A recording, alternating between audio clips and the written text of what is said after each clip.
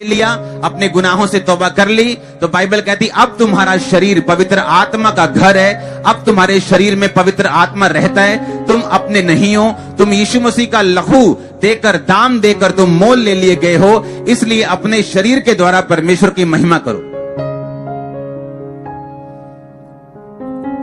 Hallelujah.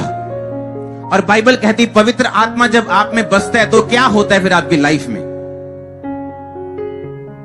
Bible कहती जब पवित्र आत्मा दोबारा इजराइलियों के दिल में बसा, परमेश्वर ने बेबीलोन से एक, बेबीलोन का मतलब ऐसा समझ लो कि जहां पीतलों के बंधन, जहां लोहे के बंधन आपके सिर पे, आपके पांव में, आपके कमर में लटके हुए थे और आप दिन रात मजदूरी कर रहे थे, अमीर हो गरीब हो सब बंधन में थे। एक तौबा करने के कारण परमेश्वर ने वो सारे बंधन तोड़े और उनको आजाद किया। और जब अपने देश में वापस भेजा तो उस देश के गवर्नर के दिल में डाला कि तू इनके भवन को बना के देगा। जब पवित्र आत्मा आपके जीवन में आता है तो फेवर आपकी लाइफ में आता है। जब पवित्र आत्मा आपकी जिंदगी में आता है तो इज्जत आपकी लाइफ में होती है। जब पवित्र आत्मा आपकी जिंदगी में आता है तो वो बंधनों को तोड़ता है, वो शैतानी बंधनों को तोड़ता है, वो जादू के बंधनों को तोड़ता है, वो निराशा के बंधनों को तोड़ता है, वो फाइनेंशियल कर्ज के बंधनों को आपकी लाइफ से तोड़ता है। हालेलुया। लेकिन अपने पड़ोसी को बोलो क्या तुम्हारे पास पवित्र आत्मा है? हालेलुया। बाइबल कहती पवित्र आत्मा जब आपकी जिंदगी में होता है, उसने एजरा की अगुवाई की थी, वो आपकी अगुवाई करते हैं।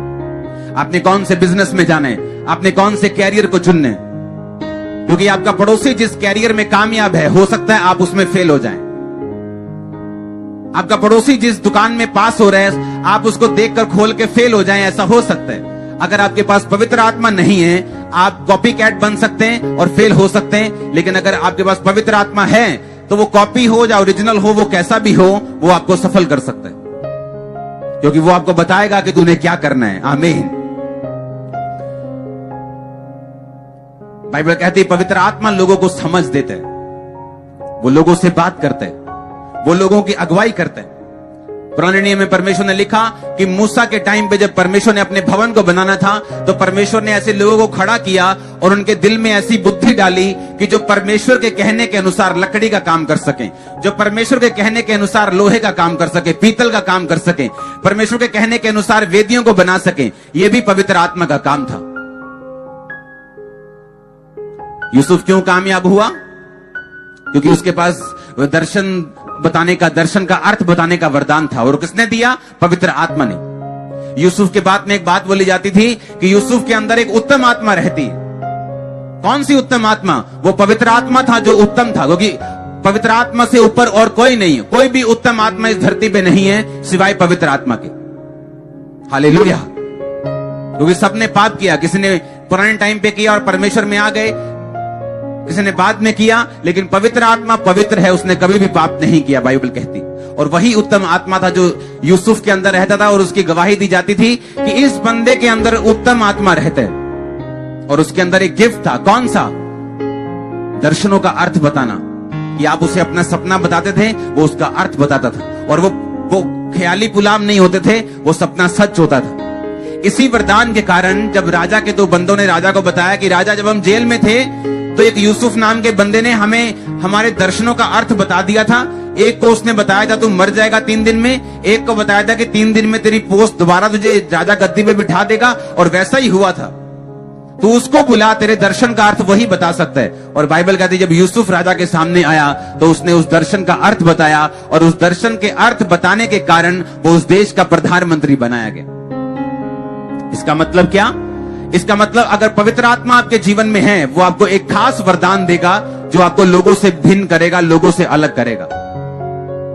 जब पवित्र आत्मा आपकी जिंदगी में होगा वो आपको गाइड करेगा, आपके बिजनेस के लिए, आपके घर के लिए, आपकी जॉब के लिए, आपकी सेवकाई के लिए, आपके कैरियर के लिए। अगर आप डॉक्टर है तो आपको ट्रीटमेंट लोगों को देने के लिए। डॉक्टर से भी गलतियां होती हैं, हाँ या ना, क्योंकि वो भी इंसान है। पिछले दिनों में फेसबुक 6 घंटे के लिए बंद हो गया। फेसबुक, व्हाट्सएप, इंस्टाग्राम, और 447 अरब रुपए का उसको नुकसान हुआ। मतलब 447 अरब सिर्फ 6 घंटे में। और गलती क्या निकली कि एक बंदे ने गलत कमांड मार दी थी कंप्यूटर पे बैठ के। सिर्फ इस गलती के कारण लाखों करोड़ों का नुकसान हुआ।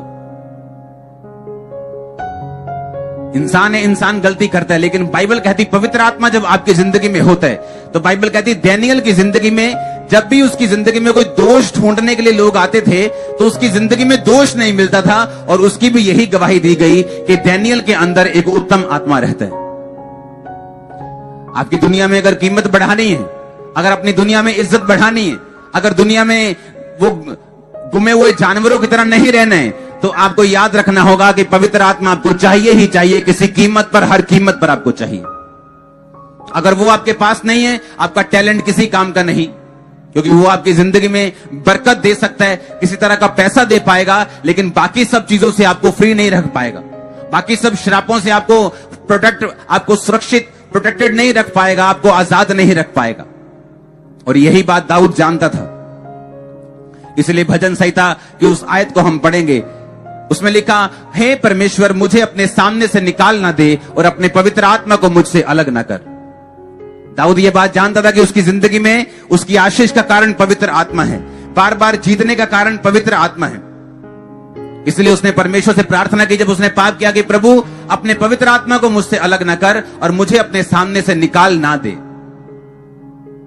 जब पवित्र आत्मा आपकी जिंदगी में होता है, वो आपको स्पेशल वरदान देता है, आपको खास वरदान देता है, आपको खास काम करने की शक्ति देता है। वो किसी भी डिपार्टमेंट में हो सकती और उसी के कारण आप ब्लेस किए जाते हैं।